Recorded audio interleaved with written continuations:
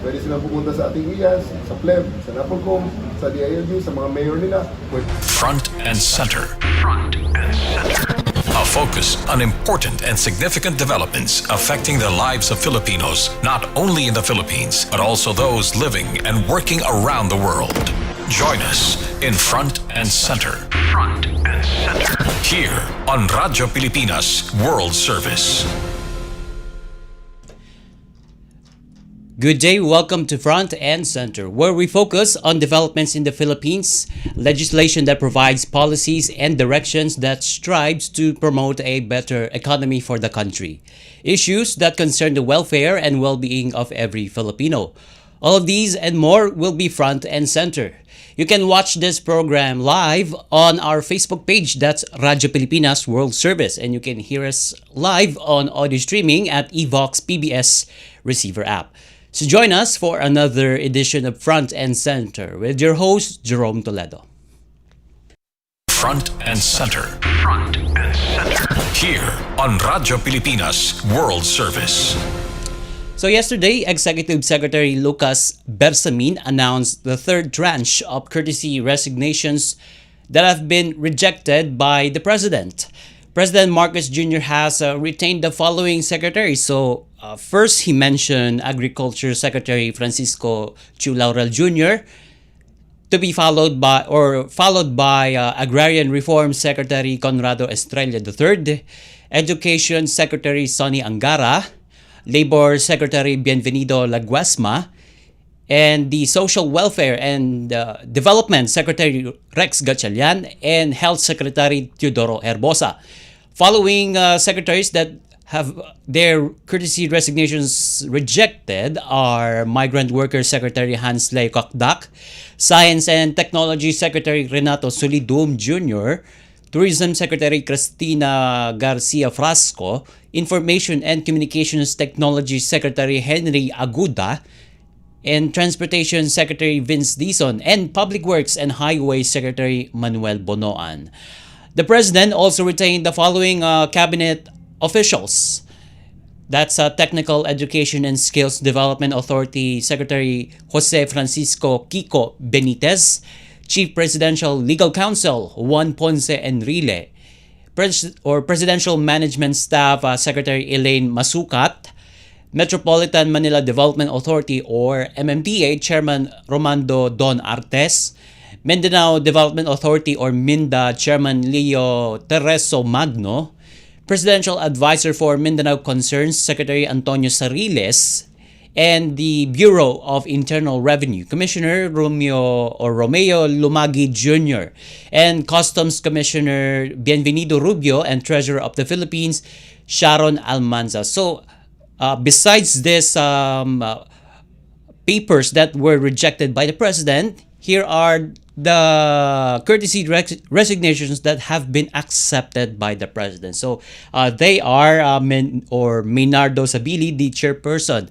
and Chief Executive Officer of the Presidential Commission for Urban Poor, followed by Terence Calatrava, the Presidential Assistant for the Visayas, Ala Marimsi Tila, the Presidential Assistant on Muslim Affairs, and Menardo Espinelli, the Presidential Advisor for Special Concerns. So, Executive Secretary Bersamin described the President as a manager implementing a reorganization. So, the performance review of cabinet officials are still undergoing as we wait for the fourth tranche of the announcements coming from the palace. Front and Center. Front and Center. Here on Radyo Pilipinas World Service. And speaking of cabinet officials that were retained, one of the cabinet officials that were ordered to stay is the Philippines Labor Chief, that's Secretary of Labor and Employment, that's Secretary Bienvenido Laguasma. Secretary Laguasma vowed to repay President Ferdinand R. Marcos Jr. for retaining him as the head of the department by performing his duties. So, what his reaction on this issue? We will have the Secretary of Labor and Employment, that's Secretary Bienvenido Laguesma, when Front and Center returns after these messages. Paliwanag mo sa tao na hindi totoo yan. Dahil ang totoo, yung totoo ang dapat ninyong malaman. Nagkalat sa internet ang fake news Ang o ginagawa mali ng at fake news, tinatakot niyo yung tao. What they are doing is creating panic. We say no. Yung pagkalat ng fake news. And some of it's dangerous. Sana iwasan po natin pag-spread ng fake news. At di magpapakalat ng disinformation at misinformation ang kasulukuyang administrasyon. Stop telling us fake news because you're wrong. Para sa totoo at mapagkakatiwalaang mga balita at impormasyon, Radyo Pilipinas. This is a public service announcement. Discipline is the key. Umiwas sa aksidente sa daan. Ang pagmamaneho ay may kaakibat na responsibilidad, hindi basta mapaandar lang ang sasakyan. Kilatisin ang sarili, ang kahandaan sa manibela, siguruhing inyong konsentrasyon ay hindi magagambala. Importante rin na ating laging isipin, init ng ulo ay huwag pairalin, bagkus kaligtasan ng lahat ang siyang dapat unahin. Isang mahalagang paalala mula sa Presidential Broadcast Service at Radyo Pilipinas, Radyo Publiko 738. This is a public service announcement. Public service announcement. From PBS, Presidential Broadcast Service at Radyo Pilipinas, Radyo Publiko 738. This is a public service announcement.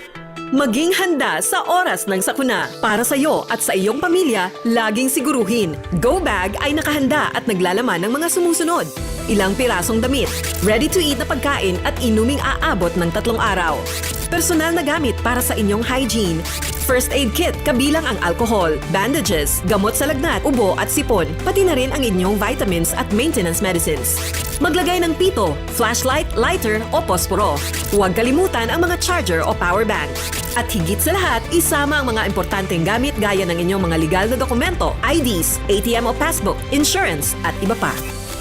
This is a public service announcement. Public service announcement. From PBS, Presidential Broadcast Service and Radyo Pilipinas. Front and center. Front and center. Here on Radyo Pilipinas World Service. And welcome back to Front and Center here on Radyo Pilipinas World Service. So, speaking of the cabinet secretaries that were retained, so one of them is Department of Labor and Employment Secretary Bienvenido Laguesma. And he's on the line right now to give us his reaction on the renewed trust that was given to him by the President Ferdinand R. Marcos Jr. Good morning, Secretary Benny Laguesma. Thank you for joining us in the program here on Radyo Pilipinas World Service. Good morning po. Good morning to and good morning to all your supporters and televiewers. And Okay. also your followers. Thank you for the opportunity. Okay. I believe you're in Legazpi City to attend a meeting there with the Regional Development Council. But thank you so much for accepting the call, Secretary. My question is, what's your reaction on your retainment as the Labor Secretary? The President is has given you another chance. Well, I'm humbled and grateful that I am given another chance, or I was given a fresh mandate by the President, which actually to me is an indication that there is continuing trust and belief on my competence and qualifications to lead the Department of Labor and Employment and to do service to our constituency, particularly our workers and the employers. I see. And have you personally thanked the President for this renewed confidence in you? Well, I think we have to do more, not just simply more, but we have to reach out and make sure that the Department of Labor and Employment is actually results-oriented institution to be able to help them, to help our constituencies. Okay. You mentioned in your statement, Secretary Laguesma, that you will repay of the continued trust that the president has given to you. So how exactly you will repay him? By doing more, I said, and making sure that the department actually is in sync with all the programs and plans of the department, so that we can realize the Bagong Pilipinas. I see. I have to keep na because we are starting na ang meeting. Okay. Okay. All right. And thank you, Secretary Bienvenido Laguesma Jr. or Dole Secretary Bienvenido Laguesma, for taking the call. He's very busy right now with his schedule with the Regional Development Council. Okay, but before we continue, Front and Center returns after these messages. This is a public service announcement. Maging handa sa oras ng sakuna. Para sa iyo at sa iyong pamilya, laging siguruhin. Go Bag ay nakahanda at naglalaman ng mga sumusunod. Ilang pirasong damit, ready-to-eat na pagkain at inuming aabot ng 3 araw. Personal na gamit para sa inyong hygiene. First aid kit kabilang ang alcohol, bandages, gamot sa lagnat, ubo at sipon, pati na rin ang inyong vitamins at maintenance medicines. Maglagay ng pito, flashlight, lighter o posporo. Huwag kalimutan ang mga charger o power bank. At higit sa lahat, isama ang mga importanteng gamit gaya ng inyong mga legal na dokumento, IDs, ATM o passbook, insurance at iba pa. This is a public service announcement. Public service announcement. From PBS, Presidential Broadcast Service, and Radyo Pilipinas. Stop and Spot. Paano tayo makasisigurong legit ang impormasyong nababasa natin sa social media? Spot the source. Hindi porke nag-viral, totoo. Kaya laging i-fact check ang impormasyong nakuha at tukuyin kung credible ba ang sources ng mga ito. Spot the purpose. Hindi lahat ng nakapost ay may mabuting hangarin. Ang iba ay may intensyong makapanira lamang. Kung sa inyong palagay ay hindi nakatutulong para sa mas nakararami ang impormasyon, huwag na itong i-share para hindi na magdulot pa ng gulo o pagkalito. Spot the ownership. Legit o edit? I-double check kung totoong nanggaling sa mga legit news providers ang impormasyon dahil baka edited lamang ito ng kung sino para magpakalat ng fake news. I-check muna ang kanilang mga official social media platforms para makasiguro. Spot the time. Updated ka nga ba? O baka outdated na yung balitang na i-share mo? Siguraduhin na tingnan mabuti rin ang month, day at year ng impormasyong inyong binabasa upang hindi maging sharer ng mga lumang balita. Let's be part of the solution.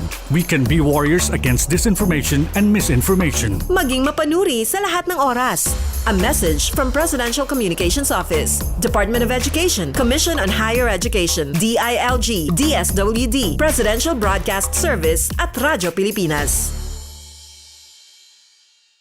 Time to celebrate kulturang Pinoy, tradisyon, musika, sining, literatura at iba pa. Anything and everything fun and Filipino. Ito ang Pinoy Kultura. Ikaw ba ay naharana na? Tunawin mo sana. Sabi nila, ang harana ay isang matandang tradisyon ng pangliligaw sa Pilipinas na unti-unti nang nakakalimutan. The harana or the serenade first gained popularity in the early part of the Spanish period. Ang manliligaw o nanunuyo ang siyang kumakanta at pag sinuwerte, sila ay papapasukin sa bahay. Pag minalas, water gets thrown at them or sometimes even worse things. There's a website that actually books haranas for you to experience this widely known tradition. Sa iyong palagay, uso pa ba ang harana? Yan ang Pinoy Kultura because our culture is cool. Front and Center. Front and Center. Here on Radyo Pilipinas World Service. And welcome back to Front and Center here on Radyo Pilipinas World Service. The Commission on Appointments deferred the confirmation of several cabinet secretaries, including the Communications Secretary, J. Ruiz, due to lack of material time. So President Ferdinand R. Marcos Jr. Has not withdrawn the PCO's chief ad interim appointment, according to Ruiz himself during in an interview at the Senate in Pasay City yesterday. So Secretary Ruiz said he spoke last week with Executive Secretary Lucas Bersamin regarding that matter. So when asked about the next CA confirmation hearing, Ruiz said that they have not been informed yet, and he further said that it's the CA's call to which the CA will conduct its next hearing on his appointment. And he said that delay gave him one more day to study, noting that his scheduled appearance was supposed to take place at 11:30 a.m. After that, the ICT Secretary Henry Aguda, whose ad interim appointment deliberation was also deferred. Front and center. Front and center. Here on Radyo Pilipinas World Service. And before we go, Philippine National Police General Nicolas Torre III has paid a visit to the Presidential Broadcast Service studios. So that was for his scheduled media guesting earlier this morning for a program aired live on Radyo Pilipinas 738 kHz. So if you can recall, Police General Torre III was elected by no less than President Ferdinand R. Marcos Jr. on Monday to lead the Philippine National Police. So he succeeded the outgoing Police General Romel Francisco Marbil, which is about to retire on June 7th. So now, after the program, he was interviewed by media on particular issues. So here's what he has to say. Watch. Well, unang-una, please expect na talagang mabilis ang pulis. Darating sa inyong community, darating sa inyo personally, pag kayo ay tumawag sa ating ngayon. Especially dito sa Metro Manila, uunahin ko talaga ang tutukan at ang mga city centers natin. Including naman, of course, hindi natin kakalimutan yung countryside. Pero makikita nyo, dahil visible na visible itong Metro Manila, makikita nyo, gusto ko rito talaga na ang police pag tinawagan sa 911 ay darating talaga sa loob ng 5 minuto mo. 5 minuto. Saka natin ilagay sa tubig. Sir, before kasi mga unang medyo matagal yung response time pag tumatawag sa 911. Ngayon, sir, kumusta ba yung status ng 911? 911 is very operational. Talagang sa ngayon I can be very, very confident to say na pag tumawag sa 911, may sasagot talaga sa iyo dyan na police. Ang 911 pala, multi-agency yan.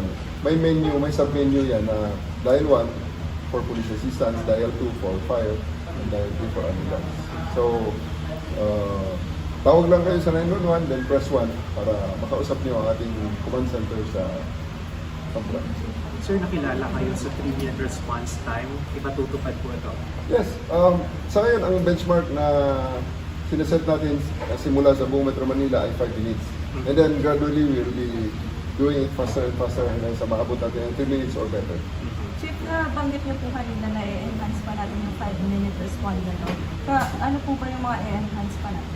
Well, yung siguraduhin muna natin yung assurance na ang 5 minutes ay mamimit sa ating police response. So bilang na po din yung pagdadagdag na menu dun sa 911 natin? Yeah, ang pagdagdag sa mga menu sa 911 is yung mga special concerns, yung mga police na halimbawa hindi sila makarating ng 5 minutes, pwede rin lang ireklamo sa 911 natin.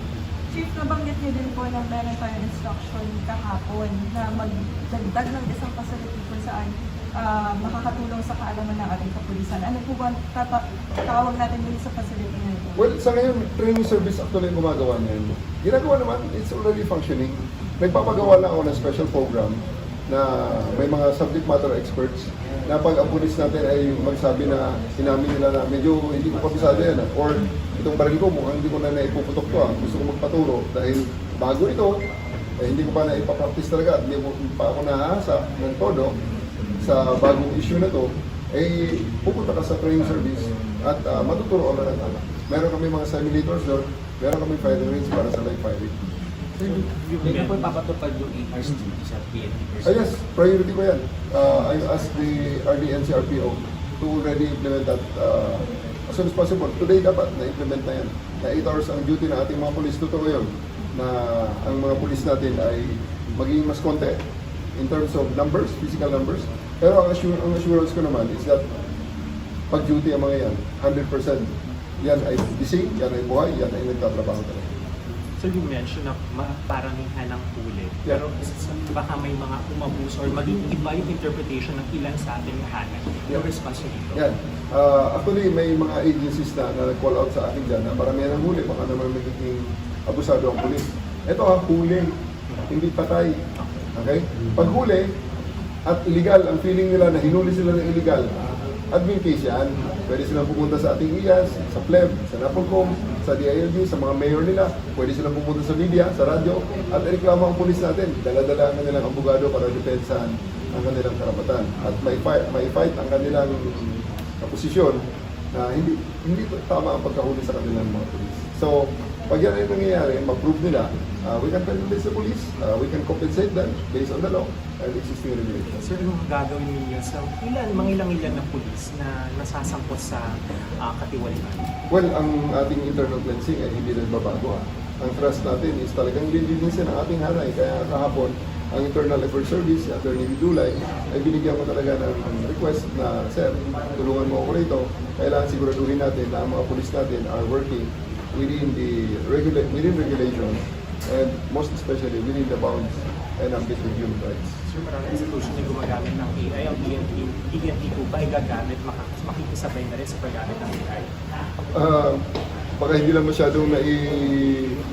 lang masyadong na-broadcast or nabigyan ng mileage, pero ang PNP is really deep into AI naman.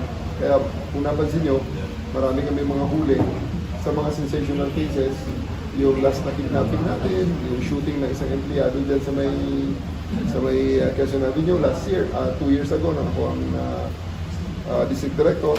Puro AI ang napakalaking tulong ng AI doon sa investigasyon na yun para ma-solve yun. Especially sa mga backtracking ng CCTV, yung analysis ng mga patterns and movements ng mga suspects, and the like. Sir, as a director ng CIDG before, may high-profile cases kayo ginawakan, may mapapauwi pa ba tayo dito sa Pilipinas? Pwede naman umuwi. Andiyan naman immigration na. Okay. Hindi naman kayo pinagbabawalang umuwi. Yung mga ayaw umuwi, kung tayo ay merong basihan para sila yung yung umuwi, edi gagawin natin. Alam ko naman na tumbok mo yan. So your message to your critics? Ako na problema, this is a free country. I really welcome the criticisms. I'd like the criticism, saka yung memes nga, nami-miss ko na eh. Dahil wala na ako na ilalagay sa aking timeline eh. Gusto ko yung mga memes, inaabangan ko nga yung paano yung mga bagong memes, yun ang hinihintay ko para magkaroon naman ng maraming hits ang aking timeline. So, this is a free country and democracy ay alive. Yan ang sinasabi natin. Huwag kayo matakot na mag-express ng inyong mga opinion as long as you do it within the bounds of the law. You just do it within the limits of decency.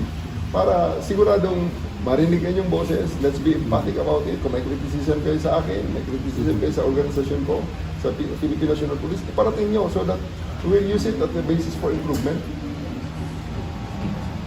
Sir, question po. Paano po yung magiging sistema po ng PNP sa mga foreign nationals na sangkot sa mga krimen? Sa mga foreign nationals yes, po. Na sangkot sa krimen? Yes. We have a very strong partnership with the Bureau of Immigration. Marami na yan. Nang si IDG ako, marami tayong mga nahuhuli ng mga foreign nationals at na-turn over, na i-refer natin sa Bureau of Immigration for inquest and deportation purposes. Paano po yung paano may ensure ng PNP na magiging safe po ang ating mga foreign nationals na bumibisita dito sa ating bansa? Sa totoo lang, isa yan sa mga priority talaga natin dahil we recognize especially yung mga travel advisories na ibinigay ng mga embassies. Yes. Totoo yun. Kaya hindi naman natin dinidiscount yun, hindi natin idinideny yun. Kaya ating yun nga sabi ko, that is a feedback mechanism na ating dapat tugunan sa pamamagitan ng tamang programa para talagang maproteksyonan ang karapatan at ang well-being ng ating mga foreign visitors. And that was Philippine National Police General Police General Nicolas Torre III during his media interview earlier this morning when he visits the Presidential Broadcast Service studios here in Quezon City. Front and center. Front and center. Here on Radyo Pilipinas World Service.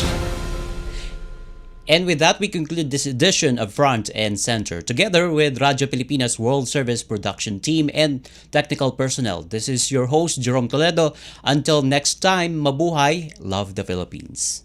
You have just heard and watched Front and Center. Front and Center.